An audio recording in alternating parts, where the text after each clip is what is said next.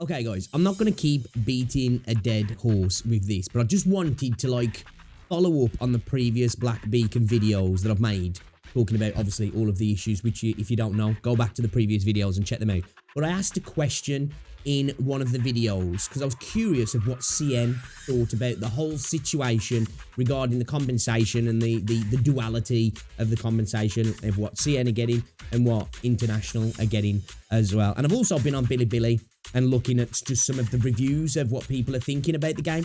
And I think Black Beacon's cooked, honestly. I don't just think it's cooked in global, but I think it's cooked. I'm really curious to see what the revenue charts say next month, because obviously this month, with it coming out so late in the month of CN, you couldn't really get an idea of what the revenue is going to be like. But over on Bilibili, for the most part, there's some positive and obviously some negative. It seems to be mostly 5 stars and then mostly 1 stars. But pretty much the consensus of it, pretty average. It's nothing special visually, gameplay-wise.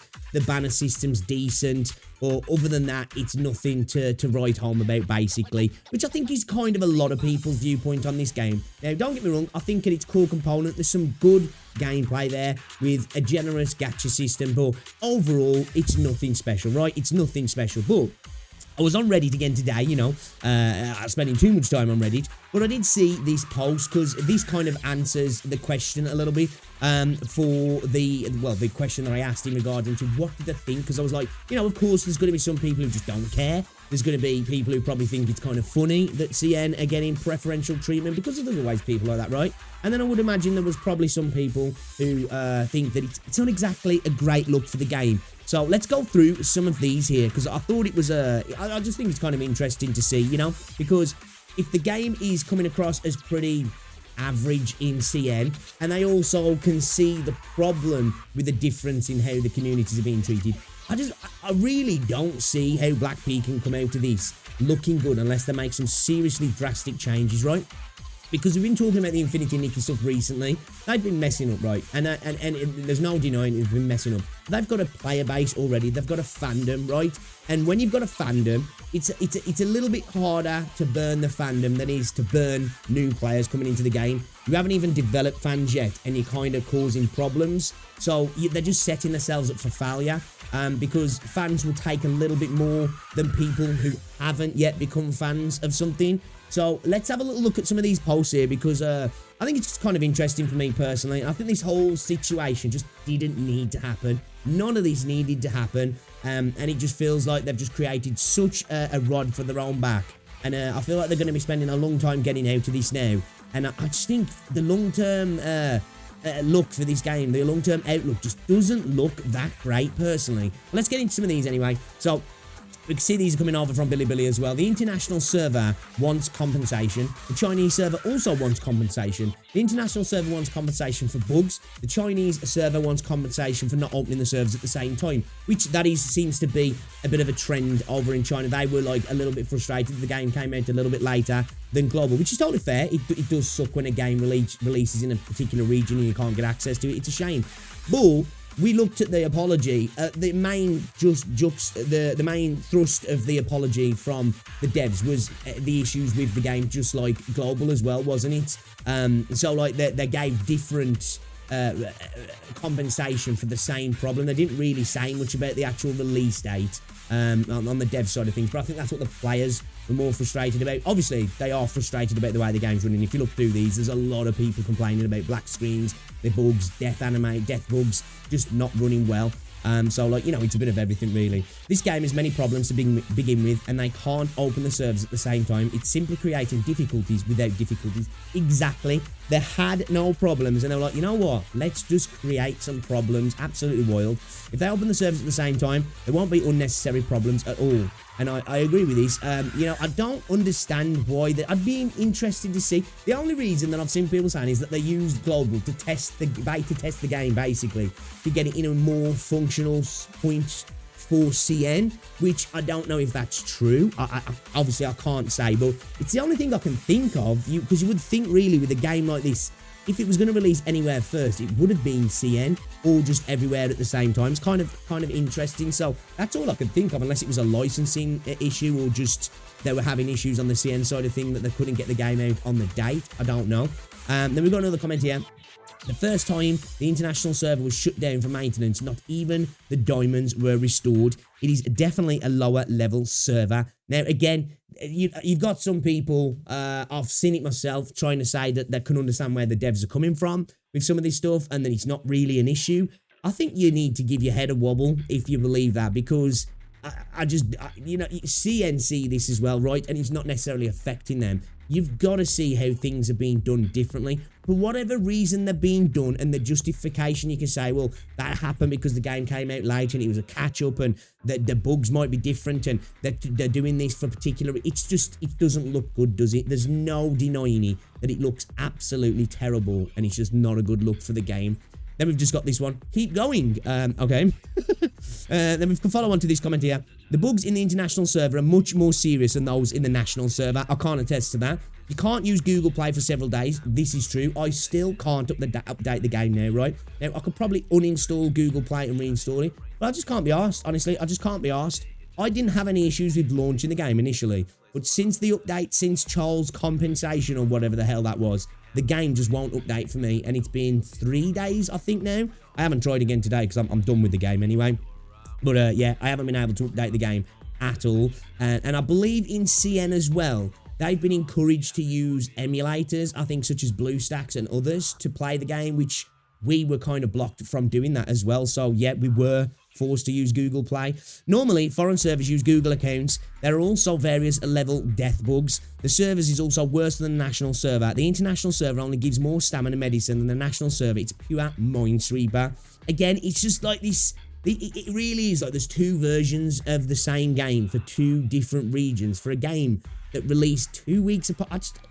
Again, as that person said, they created problems where there were no problems. They should have just got the game out at the same time internationally and kept it all the same for everybody. And when they messed up, everybody got the same compensation. And not only just the compensation, everybody got the same response. Now, I know certain things have to be changed for language and cultures and how you approach apologies and stuff. But I think the global apology was really stinky compared to the CN. That was very much of a, we fucked up, we're sorry. And then the EN global apology was like, we're sorry you feel this way, you know, which on the surface of you might, that's minor. But if you're in a position where you feel like you've been wronged and somebody says, I'm sorry you feel offended, or I'm sorry I did this, it's just got a different meaning altogether, hasn't it? And we go on to this one here. The compensation for the international server is terrible. There are only 30 draws from the general pool, and the time limit is only 4 days, lol. Which, again, is true. And for somebody like me, who would have been able to get the extra 10 pulls, right? I think there was a 2-day expiration date on that. That's probably gone now. I don't know. Because I don't care, because I'm done with the game. But I'm just saying, I didn't even get to get those 10. Charles' gift. I didn't even get to get Charles' compensation because he wouldn't let me play the game. Let's move on to this one then. The international server had a lot of bugs at the time. I couldn't even create a Google account. The main storyline started crashing at the 4th chapter. It was pretty miserable. My experience of the game has been pretty miserable as a whole as well, especially considering chapter 1 sucked, if you ask me. I hope the compensation for the international server will be equalised. This is really good to see because, as I said, it was a thing that I was really curious about because there's no denying, when it comes to gacha games, specifically CN gacha games, right? There's no denying that CN has a very powerful voice in this space, right? They spend a lot of money on these games, and they have a lot of ability to cause problems for developers as well, through avenues within China also that are given to them to try and bring companies to heel, right?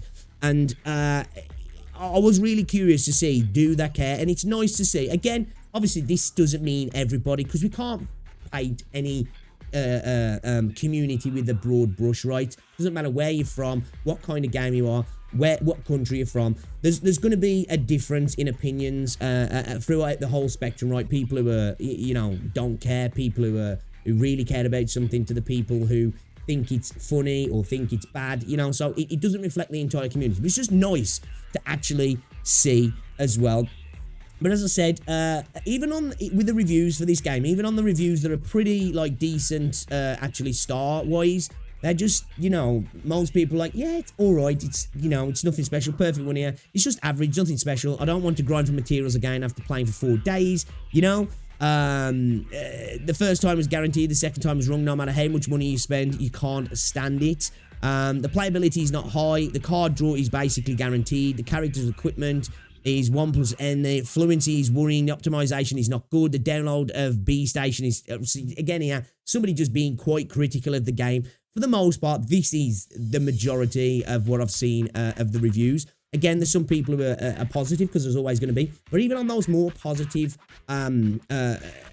reviews, there's a lot of critique. Again, there's the general sentiment that I can see is it's pretty average, right? And a pretty average game with a terrible launch and a terrible response for global. It's just a recipe for disaster, isn't it? Again, going back to the Infinity Nikki situation, they have a player base that they've cemented now, right? So messing up is going to annoy that player base, but that player base is a fan of the game, and they're going to probably stick around to try and make things happen to get back on track to where they want to go to. This doesn't have that yet. If you came into this game and it's been a bad experience, guess what you're probably going to do? You're probably just going to bounce, because the initial experience for everyone has been poor, hasn't it? Whether you think the compensation was fair, whatever, the experience for most people has been poor. And it's such a shame, because, again, I think at the core of this game, there was something there that could be built upon, right? I think when the control schemes were fixed and optimization was sorted and the keybinds are all done and the game was just running better and was up on its feet and, you know, started to get going, built up some steam, I think we could have had a cool little alternative here for a lot of people. But alas, I don't like to call for EOS, and I'm not saying this game is going to EOS, but I think this game has just doomed itself to, you know, to the shadow realm, basically. I genuinely, I can't see them coming back unless they just start catching W after W after W now, right? Like, they managed to fix all the bugs. They come out with some banger updates. They fix the full screen problem. They fix the control scheme. They come out with some really good updates. They make sure they start treating EN or global and CN the same. I think they need to actually acknowledge that as well. Not just start doing it. I think a lot of people now are expecting some acknowledgement from the developers of, look, yeah, we messed up on the way we approached the marketing to both communities, and we're going to do better in the future. That hasn't happened, has it? Now, as I say, they might start treating everybody equally going forward, and I hope they do. I think there needs to be some acknowledgement, though, you know? I think there needs to be some acknowledgement of how much they've messed up on the global side of things. Guys, I'd love to know what you think as well. And if there is any CN viewers, I know recently my content has been getting re-uploaded to Bilibili as well, guys. If you watch this and you're from CN, what do you think of this whole situation? I really, really would like to know, you know, from maybe a wider audience in CN, what you actually think, guys, because I think your voice is important as well, and I think you guys can be a big factor in making games better in this space overall. So I think it's important to get your voices heard, which you guys do make sure you do. But I'm really curious, and I'm glad to see, as I say, that there are people on the CN side of things who really don't like this treatment of global, because at the end of the day, if you want a game to be good, bigger and better, we want everybody to have a good experience, don't we? No matter where they're from and what you think, you know? At the end of the day, happy players makes a better game, and we've got a lot of unhappy players across the globe for different reasons. But I think there's one thematic theme to this here, is that the game's just okay and they're making massive mistakes. That's a recipe for disaster in the gaming world, right? When you've got so many quality titles out there that are bending over backwards to try and make things work for communities, and these guys just seem to be messing up on all fronts. But anyway, guys, let me know what you think in the comment section. If you've enjoyed the video, give it a like, and I'll see you all in the next one. Ta-ra.